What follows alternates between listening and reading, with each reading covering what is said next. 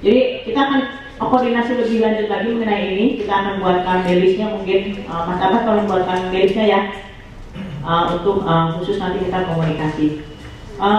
Jadi itu tidak perlu dimasukkan ke jadwal, otomatis saja teman-teman bisa lakukan pada ketika teman yang lain sedang mengajar atau sedang memberikan fasilitasi, yang lain sedang adu coba tes, lalu nanti siangnya juga seperti itu. Setiap mengetes tolong dibuat reportnya dan dilaporkan kepada Mas Edo nanti, ya. Oke. Ya. Sudah belum mungkin teman-teman diberitahu bahwa tanggal 24 kita ada. Oh iya. Ya jadi. Berdinas juga. Dinas ya. Iya baik. Kalau kita tahu secara informal Oh iya. Sesuai dengan instruksi dari Pak Gatot bahwa jadi tadinya memang kan di hari ketiga. Oh nanti kita ngomongin hari ketiga aja dulu deh. Oke. Ya kita nanti baru hari ketiga. Sorry mundur lagi ke hari ke-1, saya tiba-tiba ingat untuk yang 3 hal itu tadi, designing project idea, driving questions dan rubrik. Kalau online course-nya jalan, karena saya juga nggak bisa janji tidak semua peserta SILM masuk ke online yang Edmodo dan terlibat di sana. Tapi kalau misalnya ini berjalan lancar, tugas mereka sudah bikin itu draft project, draft driving question dan sebagainya. Jadi bisa ditanya dan nanti dikasih input untuk merevisi. Tapi kalau nggak jalan, berarti you have to start from zero. Jadi nanti harus dicek. Mari berdoa bersama. Bukan gitu. Jadi ya berdoa bersama oke. Tapi justru inilah tantangan teman-teman, effort teman-teman. Jika nanti face to face ini berjalan lancar, mulai dari sekaranglah mengencourage si peserta dari SILN dan sekolah lokalnya untuk get involved in our online course, sehingga pekerjaan teman-teman pada saat workshop 3 hari akan lebih mudah. Ya. All over country.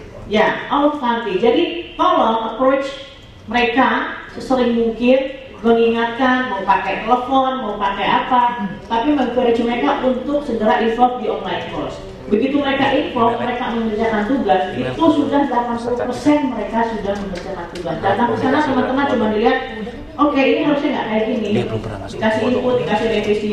Tapi bayangkan kalau mereka tidak pernah sama sekali, you have to guide them from beginning on the first day. Oke? So, masing-masing akan berbeda kondisinya, ya, tergantung dari juga peserta SILN di sekolah sekitarnya. Jadi saya sarankan mulai dari sekarang teman-teman proaktif, istilahnya menggebuki mereka, ayo masuk, lebih aktif berkomunikasi mereka, terserah pendekatannya mau seperti apa, ya. Tapi kalau mereka aktif, ya kerja teman-teman juga akan lebih mudah lah ketika hari pertama workshop di sana. Ya, per country. Jadi makanya tim ini harus solid. Mulai dari sekarang tim ini harus solid. Oleh karena itu kita nanti grouping tim di sini karena untuk bagi-bagi tugas. Ya. Dan juga memikirkan strategi bagaimana membuat mereka proaktif di dalam online course kita. Oke ya. Next. Okay, next we go to day 3. Oh sorry, day 2 tadi belum selesai ya. Nanti yang ICT toolsnya itu hanya setengah hari, dan setengah hari yang kedua itu mereka sudah mulai creating handout, karena harapannya di hari ketiga ketika mereka presentasi itu setidaknya mereka sudah bisa memberikan progress. Ini loh saya punya project idea-nya ini, driving question-nya ini, sampai ke handout-nya kira-kira apa.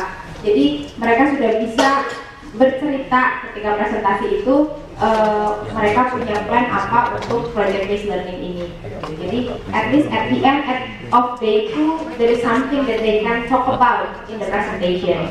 Karena day 3 morning session itu ya sampai sebelum lunch itu presentasi. Kita akan mengikuti conference. Jadi diharapkan tanggal 24 nanti, 24 itu diharapkan di hari ketiga. Jikalaupun nanti misalnya ada, beberapa negara bisa mulainya baru tanggal 23 atau tanggal 22, tetap tanggal 24-nya kita, jadi nanti ini jawabannya cukup fleksibel tergantung dari negara teman-teman. Mungkin ada negara, oh saya bisa mulai workshopnya tanggal 23 ya. Tapi tetap presentasi itu akan ditaruh di hari di tanggal 24 ya. Di mana di dalam presentasi itu nanti perwakilan dari tiap negara mempunyai waktu 10 menit untuk mempresentasikan progres ya dan rencana kira-kira apa yang dilakukan dalam satu bulan, 2 bulan sampai 1 bulan, 3 bulan sampai 6 bulan ke depan untuk project learningnya ini. Ya, di hadapan siapa? Di hadapan Pak Menteri. Pak Menteri akan memberikan nanti sambutan. Ya.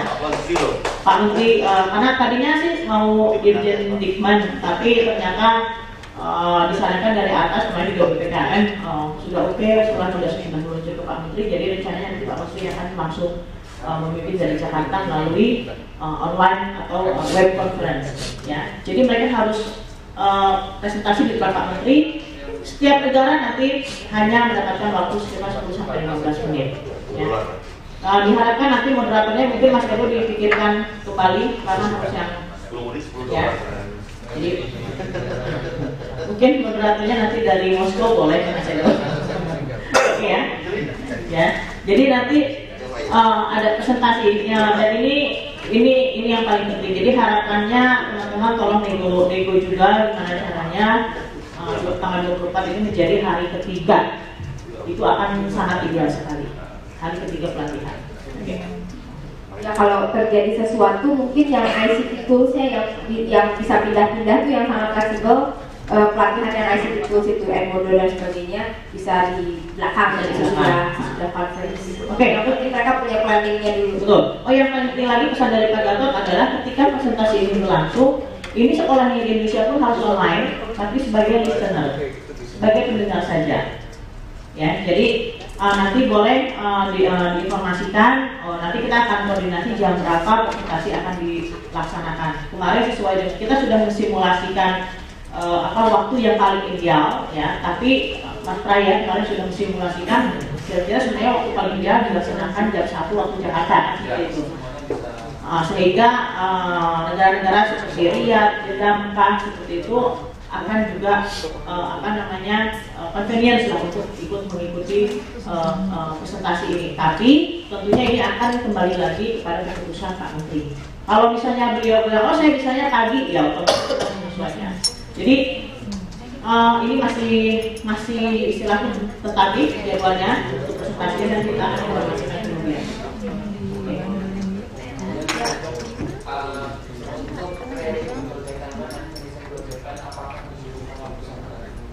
Setengah hari. Maksudnya kan yang setengah hari sudah kepakai sama presentation tuh, ya.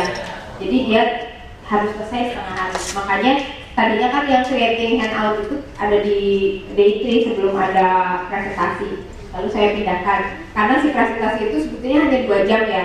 Hanya 2 jam itu kan nggak bisa kita patok 2 jam itu jam 10 sampai 12 pasti there will be something happen gitu. Jadi saya kosongkan sesi pagi itu untuk persiapan presentasi. Nah, sambil menunggu persiapan presentasi, mereka bisa mulai ngerjain creating project timeline dan sebagainya. Ntar dipotong oleh presentasi, lanjutkan lagi gitu. Jadi sesi paginya should be very flexible tergantung technical matters-nya. Saya jadi kepikiran sama halnya sudah kan di awal. Dan kemarin saya akan mulai tanggalnya itu tanggal 20. Jadi tanggal 21 sebenarnya sudah bisa mulai workshop. Artinya tanggal 23 itu sebenarnya workshop sudah selesai. Sehingga tanggal 24 kita hanya fokus ke presentasi saja. Kalau salah ya. Oke, kalau seperti itu tidak apa-apa kan? Itu justru bagus ya, mereka akan lebih optimal workshopnya. Betul, workshopnya dan yang dipresentasikan seharusnya akan lebih bagus dibanding yang lain. Ya, gitu ya.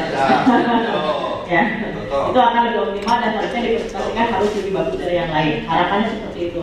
Jikalau ada kondisi, pokoknya apapun kondisi itu teman-teman tolong, itulah gunanya tim ya, solving problem. Ya, ini merupakan tantangan sendiri bagaimana caranya. Jikalau ini tidak mungkin dan mungkin yang paling penting yang dipesankan adalah tanggal 24 presentasi harus tetap ikut seperti itu. Jadi kalau ini sudah tim akan datang tanggal workshop mulai tanggal 21, sehingga kalaupun Pak Menteri mulainya pagi tanggal 24, kita sudah merekam dulu untuk yang presentasinya. Oke. Usual Kayaknya nggak masalah ya, kayaknya langsung aja. Tulis aja di lapangan. Live ini aja, live presentation. Oke ya. Ada pertanyaan lagi mengenai presentasi dan juga diharapkan ya kita semuanya sama ya. Kita berangkat tanggal 21, tanggal 22 kita mulai workshop sampai tanggal 24, 25 kepulangan ya. Kecuali ada yang mau extend dan seterusnya silakan nanti dibicarakan dan diatur ya. Tapi mohon mulai dari sekarang tim kita sudah jelas. Tolong tidak ada tim yang nganggur istilahnya ya. Solid timnya harus lebih solid, bagi-bagi pekerjaan. Informasi dan komunikasi harus berjalan ya secara intens dengan sesama timnya seperti itu ya. Oke, jadi sisa hari itu yang day 3 digunakan untuk menyelesaikan project plan yang untuk 1 bulan pertama lah, the pilot project plan gitu ya, yang pertama. Jadi jangan berharap bahwa project ini akan sempurna. You won't be able to make a perfect project at the very beginning. Jadi makanya kemarin ngomongin tentang scope. Buatlah scope yang kecil, yang simple, yang doable, gitu ya. Small, simple, and doable project. Mikirnya jangan terlalu ngawang-ngawang dulu, yang kecil aja, tapi kita bisa laksanakan daripada you have a very high expectation of the project, tapi akhirnya sulit untuk dijalankan. Jadi you have to check the availability, the capacity of the teachers, the capacity of yourself, the students dan sebagainya gitu ya. Jadi don't make a big dream first, start with a small one. Selanjutnya, nah ini sebetulnya detail dari workshopnya kita sudah bahas sebetulnya tadi ya. Hanya saya mau buat I want to emphasize on each topic. Misalnya yang training kontennya designing project idea. Dari situ saya mau peserta itu able to identify the possible sources of project idea. Mereka bisa mengidentifikasi, kemarin kan sudah bahas tuh, kita bisa dapat project idea dari mana. Nah, para trainer ini akan membantu mereka, yuk coba pikirkan dari real world situation, project idenya kayak apa. Kalau dari kurikulum yang mana, just choose one, pilih salah satu, atau lihat dari project idea yang sudah mereka buat, look at the possibility, mungkin nggak di projectnya dijalankan. Able to formulate project idea and determine the scope, select the standard of the project. Scope-nya, durasinya, yuk kita obrolin, mau besar, mau kecil, mau gimana. Lalu standarnya apa? Ingat yang kemarin standar itu berhubungan dengan kurikulum, dengan silabus, dengan objective of the project.